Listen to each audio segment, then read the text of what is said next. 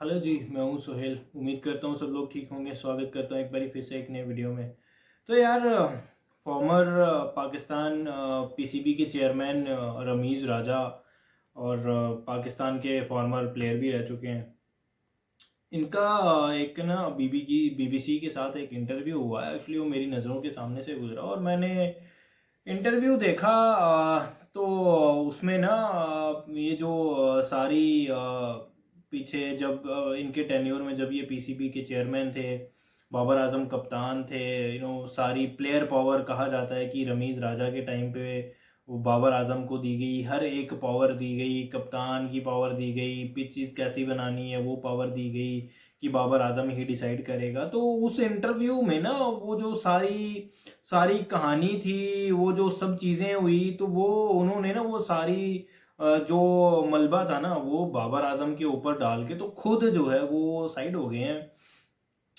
उन्होंने कहा कि ये जो उस टाइम पे पिचेस बनती थी, सपाट पिचेस बनती थी, फ्लैट ट्रैक्स बनते थे, टीम चुनी जाती थी, ये सब जो भी होता था ये बाबर आजम ही करते थे क्योंकि बाबर आजम कप्तान थे और उनके पास पावर थी। और उन्होंने ये नहीं कहा कि ये पावर उसने दी उसको दी किसने थी।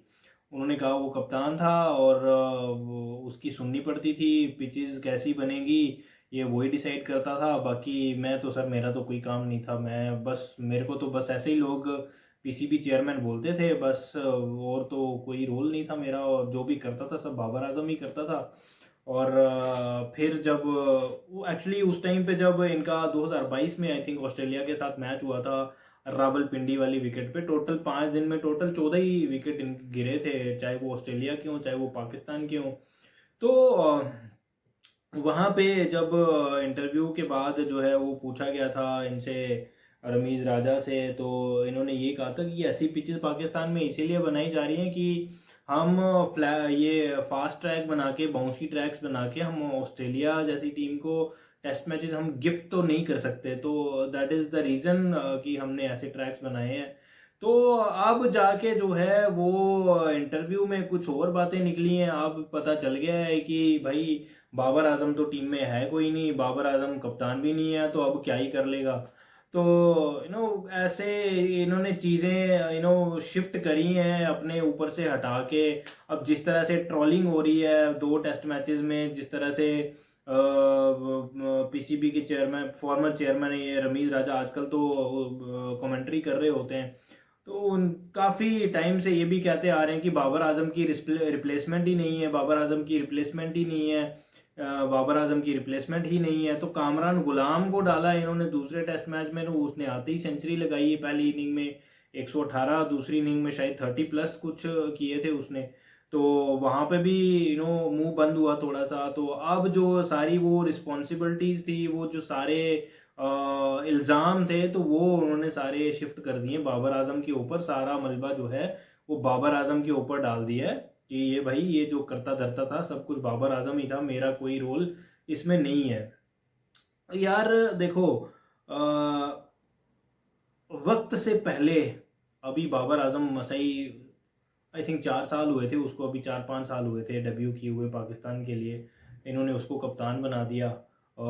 अभी उसका सीखने का टाइम था, वो सीख रहा था एक एक करके चीज़ें, अपनी बैटिंग को कैसे बेहतर करना है, और वो काफ़ी हद तक सीख चुका था। उसकी बैटिंग बड़ी एक वो कहते हैं ना कि एक टेक्निकल बैट्समैन था, अच्छी बैटिंग करता था यार, चाहे वो ओडीआई हो चाहे वो टेस्ट हो। T20s में हाँ थोड़ा स्ट्राइक रेट का मसला था, but he was proper technical batsman. तो वहाँ पे जब उसका सीखने का टाइम था, जब उसकी पीक थी, उसको कप्तान बना दिया गया, उसको जिम्मेवारियाँ दे दी गई, वो प्लेयर पावर के पीछे लग गया, कप्तानी वाली पावर के पीछे लग गया। तो ये सब चीज़ें हुई, इतनी सारी जिम्मेवारियाँ उसको दे दी गई। तो इन्होंने इनके जो उसको, बाबर आजम से ज़्यादा कसूर ना उसको पावर्स देने वालों का कसूर है, पीसीबी का कसूर है, जो कि बात कोई नहीं करता। पीसीबी के बारे में बात कोई नहीं करता कि इसको ख़राब किसने किया। उस टाइम सरफराज खान को एकदम से साइडलाइन करके इन्होंने बाबर आजम को कप्तान बना दिया। उसके बाद सरफराज खान तो आज तक नहीं पता चल रहा वो कहाँ है बेचारा। उसको स्क्वाड में तो अनाउंसमेंट होती है, उसका नाम आता है, पर उसको खिलाता ही नहीं है। तो उसका भी आने वाले थोड़े टाइम में उसका भी रिटायरमेंट आने वाला है। तो चीज़ें यार यही है कि बाबर आजम को ना ख़राब करने में और उसकी अपनी तो गलतियां चलो थोड़ी बहुत है ही हैं, बट उसको ख़राब करने में पीसीबी के ऑफिशियल्स की, पीसीबी चेयरमैन जो रमीज़ राजा थे उस टाइम पे, इनकी गलतियां ज़्यादा हैं। जो जिन्होंने इन्होंने उसको इतनी सारी पावर्स दे दी, कप्तान होने की पावर, हर विकेट कैसा बनेगा, कौन सा प्लेयर टीम में आएगा, वो ये सब चीज़ें वही खुद ही डिसाइड करता था। और अब सारा जो मलबा है वो डाल दिया गया है बाबर आजम के ऊपर। खुद साफ होके एक साइड से निकलना चाहते हैं। तो पाकिस्तान क्रिकेट की इतनी बुरी हालात करके तो एक प्लेयर पे सब चीज़ें डाल के तो सब इधर उधर अब निकलने की कोशिश कर रहे हैं। बट ऐसा अब दुनिया तो जानती है यार कि क्या चीज़ें हुई हैं क्या नहीं हुई हैं। तो फिलहाल तो टीम से बाहर ही चल रहा है वो बेचारा। तो अब देखो कब तक वापसी होगी। मेरा ख्याल है अब जल्दी वापसी तो वो होनी नहीं चाहिए और होगी भी नहीं, मुझे लगता है। कम से कम चैंपियंस ट्रॉफी से पहले पहले तो वापसी मुझे उसकी नहीं लग रही। और शहनशाह अफरीदी, नसीम शाह, इन सब की। और फिर से अगर ये कोई बेवकूफ़ी करते हैं तो हो सकता है ऑस्ट्रेलिया वाले टूर में ही हमें दोबारा ये तीनों लोग दिख जाएं। और अगर सही ट्रैक पे चीज़ें चलती हैं, क्योंकि पावर्स अब आकिब जावेद के पास है, तो मुझे लगता नहीं है कि वो इनको अभी दोबारा से जल्दी लाने की कोशिश करेंगे टीम में। कि इनको रेस्ट अगर दी गई है तो प्रॉपर तरीके से ये लोग जाएं, कम से कम 2-3 महीने की रेस्ट लें, अपनी फिटनेस पे काम करें, अपने जो भी लूप होल्स हैं उन पे काम करें, तो फिर जाके वापस आएँ और अच्छे तरीके से वापस आएँ। तो बाकी बात रही यार रमीज़ राजा की, तो यार इस तरह से ये जो दोगले लोग दोगलापन करते हैं और कमेंट्री में भी बैठ के बोलते हैं कि बाबर आजम जैसा कोई बैट्समैन ही नहीं है, उसकी रिप्लेसमेंट ही नहीं है। कामरान गुलाम वो खड़ी है, रिप्लेसमेंट तो नहीं है, कम से कम रन्स तो कर रहा है ना, टीम में कंट्रीब्यूट तो कर रहा है ना, जीत में उसका कंट्रीब्यूशन तो है ना, वैल्यू तो ऐड करी है, जो कि बाबर आजम इस टाइम पे नहीं कर पा रहा था। उनका कहना था कि भाई उसकी रिप्लेसमेंट है ही नहीं है। तो ये सब चीज़ें हैं। अब इनको भी पता है कि वो टीम से बाहर चल रहा है, वो उसके पास वो कप्तान भी नहीं है, पावर्स भी नहीं है। तो अब चलो डालो उसके ऊपर सारा मलबा और निकलो साइड से। तो गलतियां खुद की हैं जो करी हुई हैं। तो ये सब चीज़ें हैं।